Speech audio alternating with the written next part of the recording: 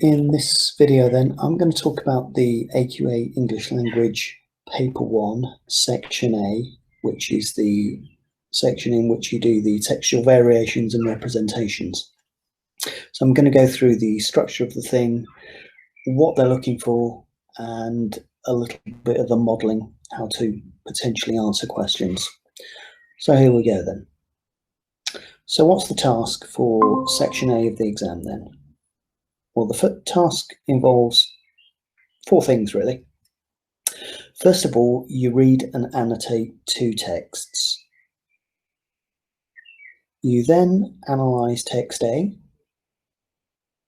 You then analyse text B.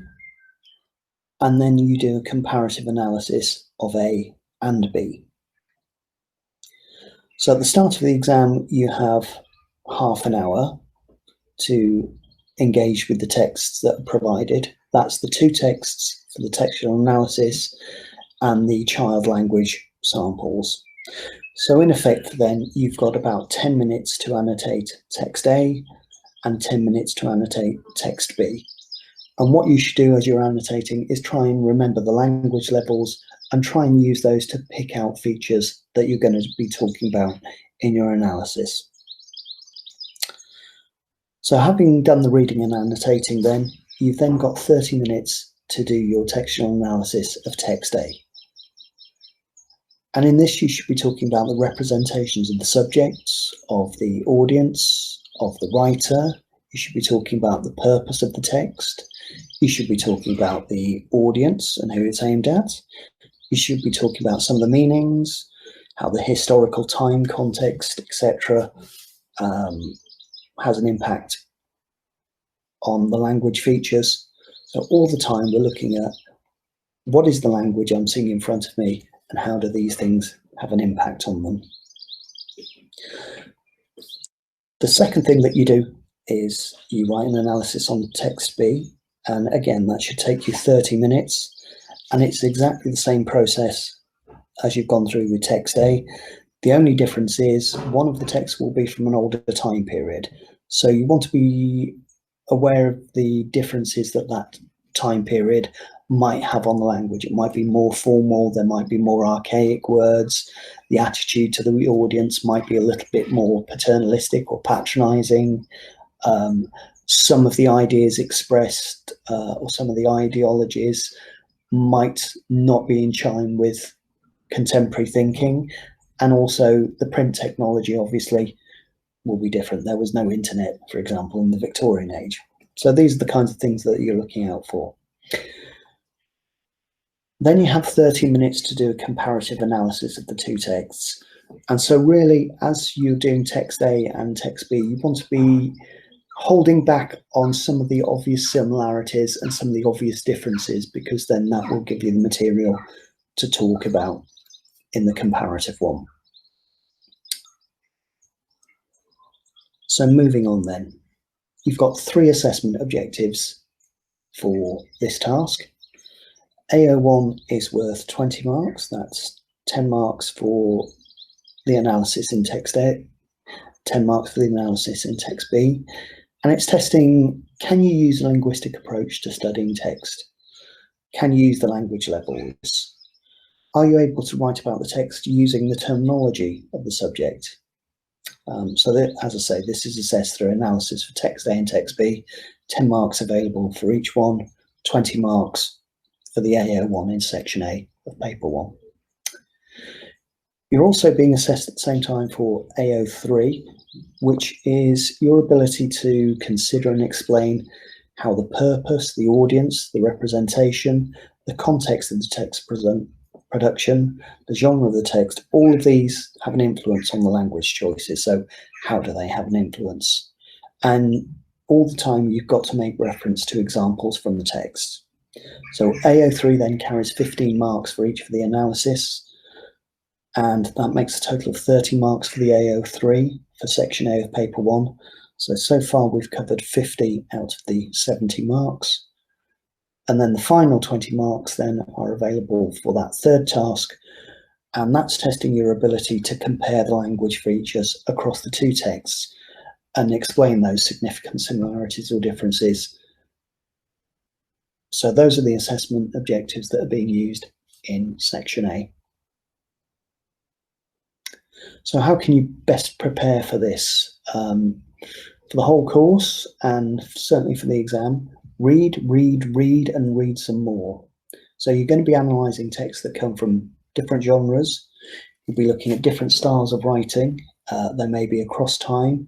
There may even be spoken pieces. We haven't had that yet. There may be pieces of an interview or maybe a speech. Not had those yet, but be familiar with those as well. So regular and continued exposure to things like opinion articles in newspapers, reviews of films, CDs, plays, books, what have you. It's got reports there. I'll go back and change that. It should say reports, obviously. Speeches, as I've said, adverts and advertorials that you'll see in lifestyle magazines, diary entries maybe, or blog entries on the web, letters, either personal letters or open letters that people sometimes get published in newspapers, advice columns in lifestyle magazines, recipes, restaurant reviews, anything you can lay your eyes on and just notice it, book titles, something somebody says. If you can just take a couple of seconds and think about the language being used, that's going to prepare you really well. So writing the essay then is a little bit like putting together a jigsaw piece. Like most jigsaw pieces, or most jigsaws we do rather, we usually start with the corners. We try and find the four corners. So the four corners of the essay, the things that you want to build it around, are discussing the semantics and lexis, the grammar and the syntax, the pragmatics and the discourse of the text, and possibly the graphology and the layout, etc. So some of these areas then, if we take semantics and lexis, things that join to that, or things that form part of that picture, are things like lexical fields and connotations. Where are these words coming from? What do they mean? What kind of word classes are dominating? Are you seeing patterns in the word classes used? Is it providing cohesion and joining the piece together, so that it's easier for the reader to follow the train of thought or what the article or letter or diary is about. The use of adverbials at the start of sentences, the use of modification of nouns, have a look at those sorts of things. Use of pronouns and conjunctions, is it all about the writer, in which case you're going to see lots of the first person, I, me. Is it trying to create synthetic personalization, in which case it's going to be using we and our as second person pronoun. Then you want to move on to the grammar and syntax. So think about the kind of sentence types. Are they simple? Are they compound sentences? Are they complex? Are they compound complex? Is there a variety? What's the length of the phrases? What types of clauses are used? So these are all things that can be included in grammar and syntax. Also, what's the sentence function? What's dominating? Is it declaratives to give information? Is it interrogatives, asking the audience questions, getting them to do some thinking? Is it imperatives, trying to make the audience do or think something? Are they exclamatory sentences, kind of expressions of emotion? So what kind of sentence functions are you seeing there? You also want to be thinking about all the time, what is the purpose of this piece of writing? What is it trying to do for the audience? It's been written for a reason. What is that reason? And how does the language help to achieve that? You also want to probably consider any rhetorical devices like rhetorical questions, triplets, any sound patterning that's going on, alliteration, assonance, consonants, onomatopoeia, anything like that you notice. Graphology only needs to be a little part of it. It's not the main purpose of the writing. It might support what the meaning is, possibly not so much in older text, probably in more contemporary texts, and certainly web-based ones. So what's the layout of it? How's it arranged within the page? What's the font size? Is it emphasizing certain words or certain phrases? What's the font style? Is it appropriate to the kind of text it is? You wouldn't see a gravestone probably written in Comic Sans. And the font color as well. All of these might have kind of supportive meanings. But as I say, you don't want to say a lot about the graphology. Your concentration mainly wants to be on semantics, grammar and syntax, pragmatics and discourse. So it's all very well identifying all the kind of language types, but we're always looking for, well, what's the context? How does the genre of what this is, or the text conventions, dictate what language I can use? What about the historical time period? Does that kind of change the formality, the way the audience is addressed, the type of language used? Are we seeing archaisms, words that we don't use these days? Are the sentence constructions quite long and complex? Because think about who was actually reading at that time and the literacy rates. So that's a contextual factor there. Think about the audience. Who's this aimed at? What age is the reader? What gender? What social class? What's their educational ability? How does this get reflected in the language use? Does the writer of the text have a particular audience in mind? How are they modifying the language to meet that? What's the writer's attitude to the subject or to the audience? How are you detecting that? How's the thing phrased? So is it in the spoken mode? Is it in written mode? Is it multimodal? Is it using a bit of both? And that's something to watch out for certainly in web-based articles. And at some points, you might want to be evaluating the success in achieving the purpose.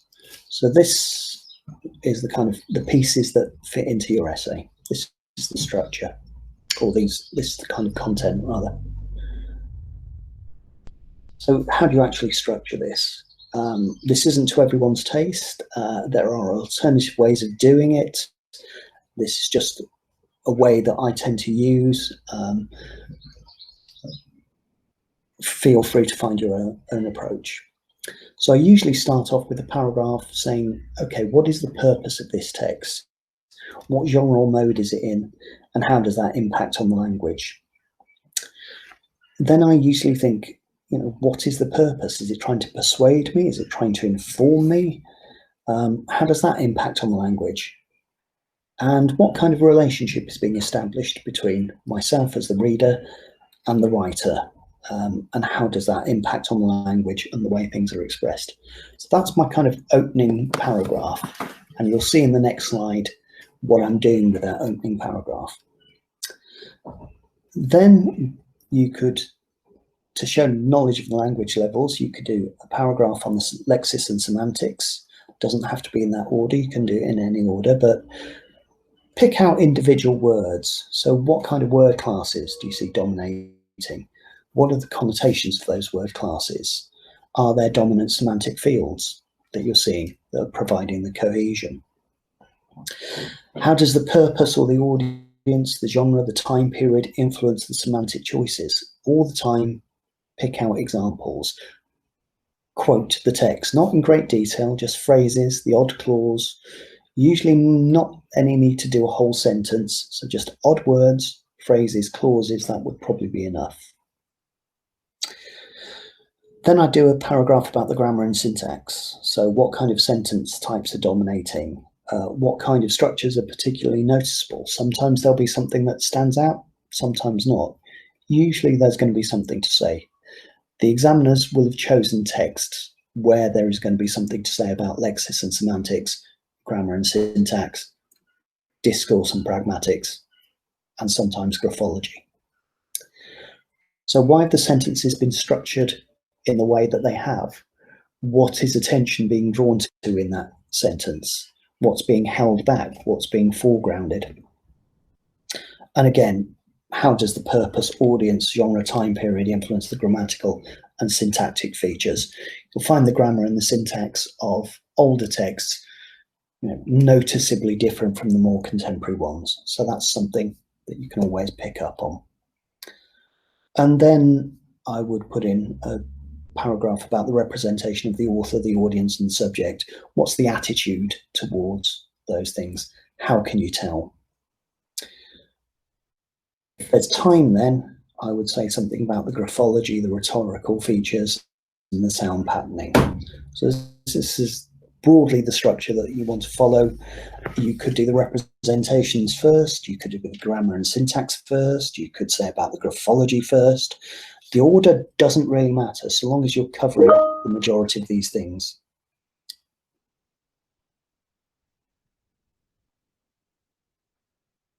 Okay, so here's an example then of an opening paragraph. I'll give you time to read that yourself. I'll let you pause and read it through. So what's my rationale for this? What am I doing this opening paragraph? So I'm setting out for the examiner or teacher, but also for yourself. It's going to say some of the areas that I'm going to cover. Realistically, this is a disguised essay plan. Rather than bullet points or a spidergram or a mind map, it's actually in a continuous prose form, and you can keep checking back at this first paragraph to go, oh yes, I was going to talk about that. But basically, you're showing you've picked up on the fact that the context, the purpose and the genre and the format are all having an impact on language choices. You can also acknowledge what kind of attitude the producer or writer has towards the subject and the implied reader. So that's an example of an opening paragraph following that structure from the previous slide. And here's an example of an analysis of some of the lexis and semantics. You don't want to dominate the whole thing. One or two examples of particular lexical semantic features that are really noticeable to you. And not everybody's going to pick the same thing. There isn't a absolute, this is the answer. It's whatever language feature you find that's of interest and talk about. So you're looking to analyze and describe the feature. That's going to get you 10 marks in each of the analysis. And then more importantly, you're looking to explain why that feature has been used. A choice has been made. Why has that choice been made? What's the intended effect? And there may be some alternative readings or interpretations which might be worth considering. So again, if you'd like to pause at that point, I'll give you time to read through the example paragraph. I would probably pick another example as well. This is just one example, but doing this kind of thing, a couple of these would demonstrate that you know lexis and semantics.